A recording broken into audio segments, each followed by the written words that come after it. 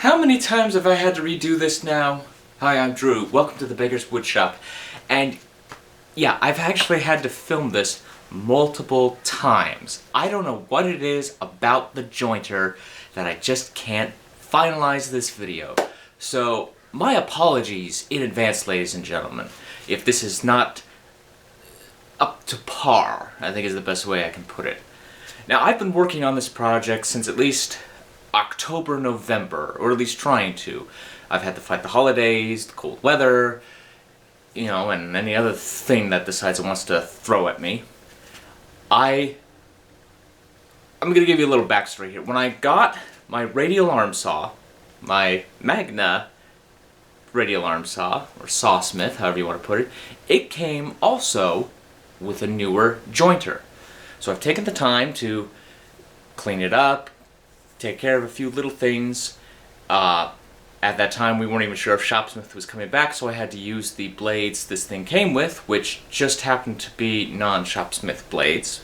But they were also blades that were recommended, even though they tell you don't use anything but Shopsmith blades. You know, there's a whole thing about the tapering and the etc. and so forth. But let's move on. And I know that there's a couple other videos that have come out about the setup of the jointer and its use. So this is just me setting up mine.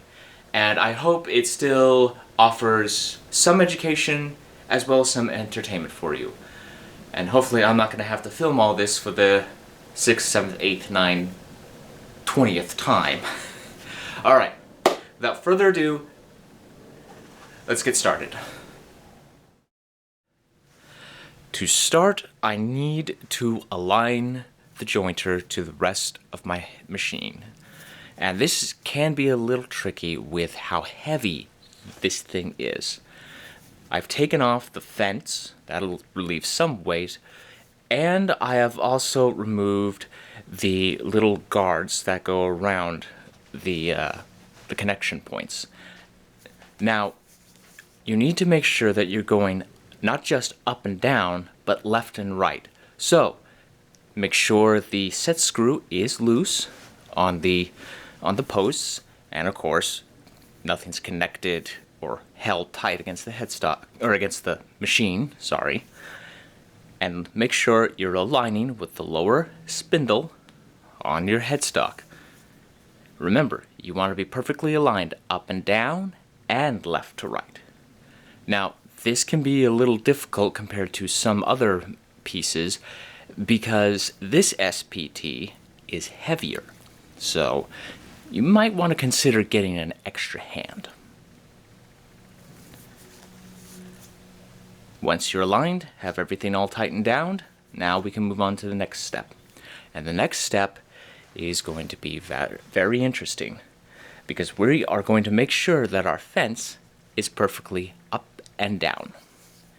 Now, I also have removed my feather guard because then I can get my square closer to the end. I also checked down the infeed side, but it's more about up at the other end. If you are not properly aligned, the bar at which the fence attaches is where you make your adjustment, loosening the screws and making your simple adjustments.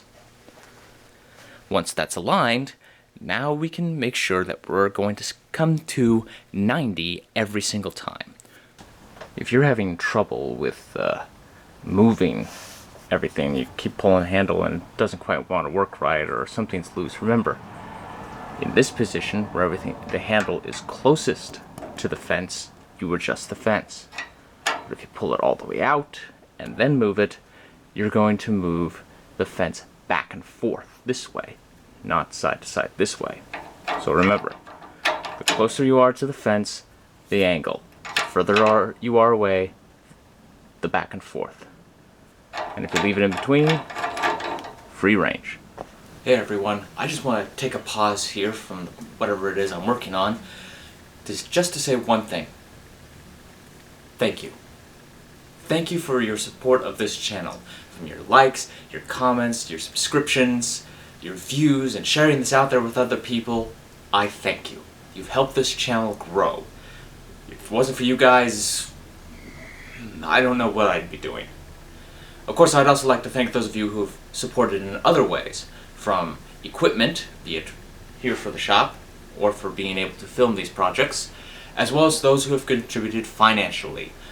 There's a GoFundMe link down in the description below, so thank you to all of you who have contributed that way, but also personally, those of you that know me. So again, thank you, ladies and gentlemen. Thank you for helping this channel grow, and I hope to continue to bring you content that you enjoy. Now, let's get back to whatever it is I'm doing. I'd like to point out, on here, on this whole system, there's actually some micro adjustments, like you might find on the positioning to do your miter gauge for the Shopsmith. And these will help get you right back to 90, they'll help you get right back to 45 on either side. Mine have broken off, and I cannot remove them. I have some replacements from an older one that was so far rusted I couldn't do anything with at the time. But they are there, and currently I can't think of anything where I would want this to be adjusted anywhere else besides 90 degrees. So straight up and down, or 0, however you want to look at it. So they are there, they are ready for the micro adjustments. Set them as you need. In the meantime, let's move on to the next step, the blades. Now the instructions say take a straight edge, put it on the outfeed side, and make sure that the blade just ever so passes it, just barely touching it, as it were. Well, I didn't like that method, so I use this device. It's known as a Snap Check Plus. This thing was wonderful, and you can see me using it here to really get just ever perfect. And it took me a while, but I got all three perfect. And don't just use the center. No. Left side of the blade, right side of the blade. Make sure it's perfectly aligned. Now, if you're not sure how to take care of this, the piece that holds the blades in, some people might call it a clamp. I know it has a different name. I just can't remember it right now. You can loosen that. And then there are two other set screws. You adjust those, and they will raise or lower the blade. Now, Shopsmith blades are traditionally tapered and can have a little more freedom, but because I'm using non-Shopsmith blades, that's going to be a little tricky here. But don't worry, I get it just right. Before I really get too far and forget, I also want to make sure that I get this properly aligned. Once I have everything set at 0, including the infeed and outfeed lined up together, I set this piece at 0, which is by just loosening the screw, setting the point, and retightening the screw.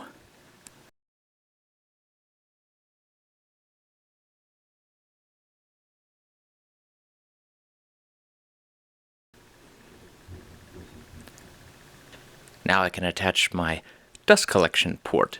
If you don't have this, prepare for a mess. Ooh boy.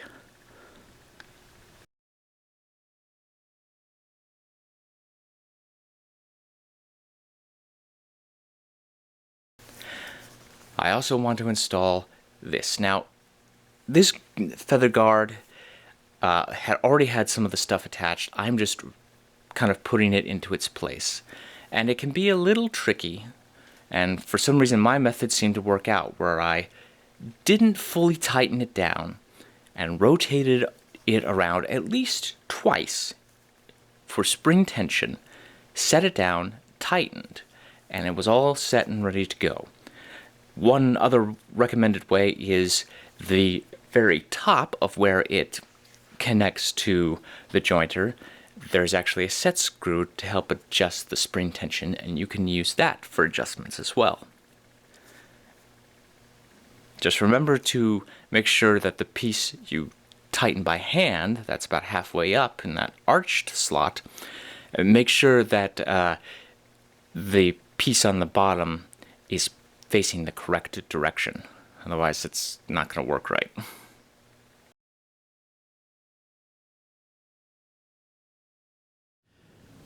Now, this is the point in the video where I am actually pretty much ready to use it. Everything's all aligned, everything's all set up, ready to go. And I have never done this before when I filmed this. I'm not joking. I have never had done this before. So you're going to see kind of how my first results turn out. But I need to do something else, because before I go chopping and hacking, I got to talk about safety. Read the manuals that come with your power tools. The more you understand and follow those safety rules, the less likely you are to cause personal injury either to yourself or someone else. Hearing protection is a must. You don't want to go deaf while you're still young. But of course, the greatest protection you can take, eye protection. You will be thankful the day this comes in handy. Let's just hope it never does. Now, with the jointer, there's also some other safety to take into account. Oftentimes you will see people run with their bare hands the piece of wood through, and that is not recommended. Yes, sometimes it's okay, but other times, no, it's not. So you're going to want to find yourself a push stick, or more than one.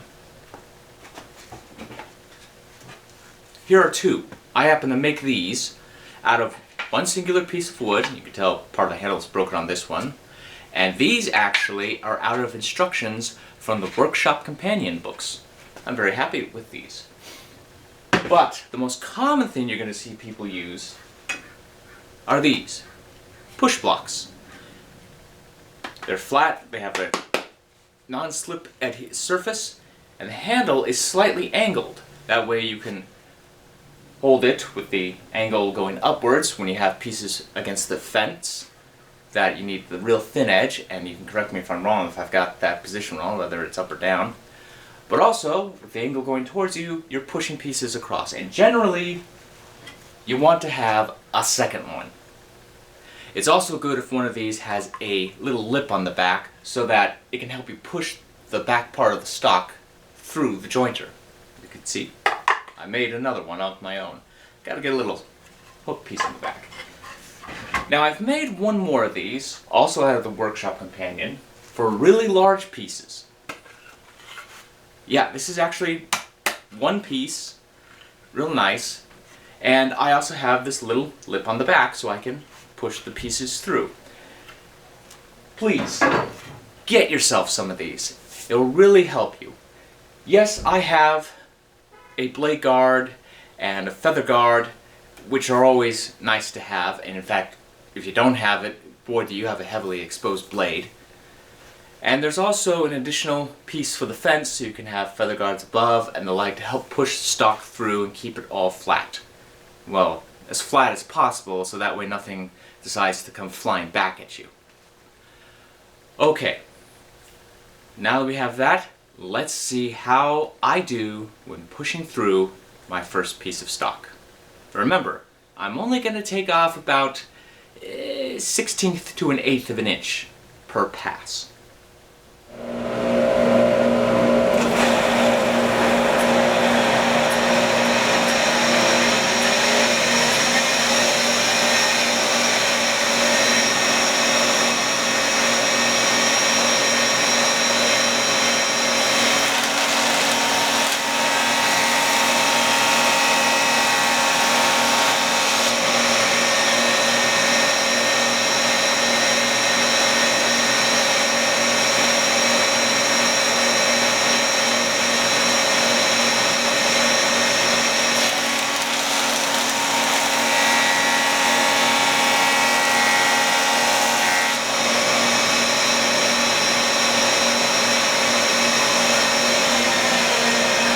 Okay, that's not so bad.